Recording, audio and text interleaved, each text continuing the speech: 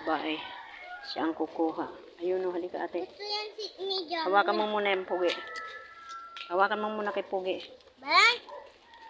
Yan, subo muna. La? Ano ba yan? Ayun o. Buhatin mo yun. Kunin mo yun. Kilala mo yan? Papa Jesus? Kawawa naman. Isisib natin siya. Ano kaya? Kasi ano, nung ulanan siya. Gusto ko yan. Itaas mo yung kamay mo, kaya agawan ka niyan. Hindal niya, dito ka dadaan, hawakan ko yung, gaganon ko yung spring. Dali na. Hindi yan, mababaw lang naman, hawakan naman dito. Sige, ikaw na pala. Sige, sige lang. Mababaw naman lang. Ayan, dadaan ko.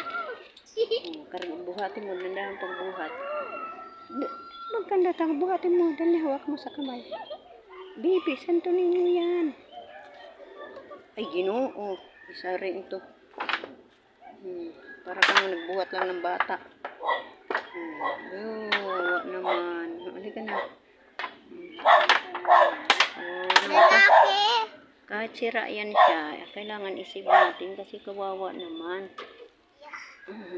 Lalaki siya, diba? O, hawakan mo. Kamay. Or, tinitong bakla na ito. Andre. Hawak. Ayan. Ganito, tas kanyan. Yung lalaki kanyan. Yung kisanto niya, guys. Oo, sira na yung sa ulo niya. Kasi sa sobrang tagal na rin niya.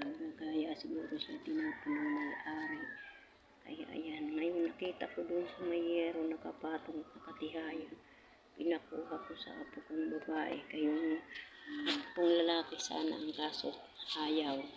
Bakla. Ayan siya. Ayan. Puwet-puwet. Thank you ate. Sini po si Santo Niño. Ganun din yung ba yung hatin?